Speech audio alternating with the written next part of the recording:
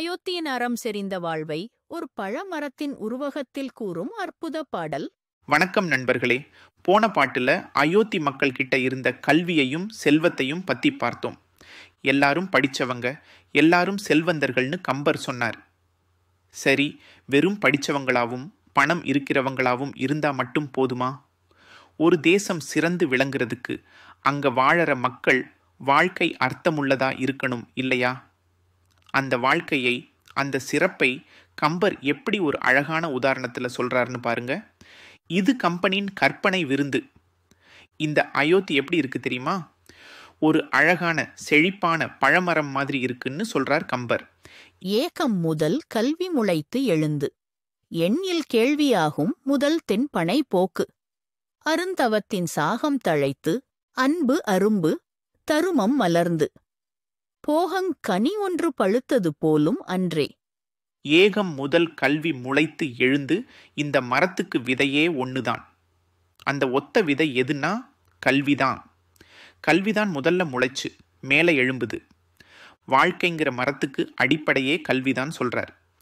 எண் இல் கேள்வியாகும் முதல் திண்பனை போக்கு. அப்படி முளைச்சு வந்த அந்த கல்விங்கிற செடி அப்புறம் எப்படி வளருது? எண்ணற்ற கேள்விகளா, அதாவது பல நூல்களை கேட்கிறது, படிக்கிறதுன்னு அந்த கேள்வி ஞானம் இருக்கு பாருங்க. அதுதான் இந்த மரத்தோட முதல் உறுதியான கிளைகளா பரவுது. கேள்வி ஞானத்தால அறிவு எங்கெங்கோ பரவும் இல்லையா? அதுதான் கிளைகள். அருந்தவத்தின் சாகம் தழைத்து, அந்த கிளைகள்ல சாகம்னா இலைகள். இலைகள் எப்படி இருக்கு? அருந்தவத்தின் அரிய தவம், கடுமையான முயற்சி, தன்னடக்கம். அதான் இலைகளா தழைக்குதாம். இலைகள் இருந்தாதான் மரம் உயிர்ப்போட இருக்கும். அதுபோல வாழ்க்கையில ஒழுக்கமும் கட்டுப்பாடும் இருந்தாதான் வாழ்க்கை செழிக்கும். இலைகளுக்கு பிறகு என்ன வரும்? அரும்பு வரும்.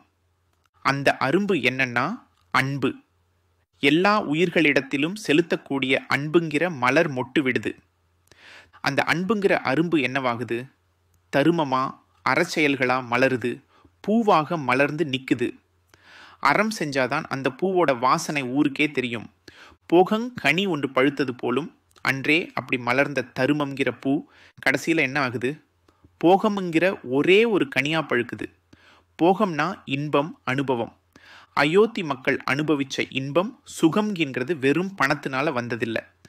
கல்வியால, ஞானத்தால, ஒழுக்கத்தால, அன்பால, அறத்தால அவங்க வாழ்ந்த வாழ்க்கையோட உச்சக்கட்ட பழுத்த கனிதான் அந்த இன்பம். அதுவும் ஒரே ஒரு கனி மாதிரி எல்லாம் சேர்ந்து ஒன்னாச்சு கிடைச்ச இன்பம் அது. அப்படித்தானே இருந்துச்சு அந்த அயோத்தி. அடடா! கல்வியை விதையாக்கி, ஞானத்தை கிளையாக்கி, தவத்தை இலையாக்கி, அன்பை அரும்பாக்கி, தர்மத்தை பூவாக்கி, வாழ்வின் ஆனந்தத்தை பழமாக்கிய கம்பனின் இந்த கற்பனை எவ்வளவு அற்புதம்! அயோத்தியோட சிறப்பை இதைவிட அழகா யாரும் சொல்ல முடியாது. வாழ்க கம்பன் புகழ்!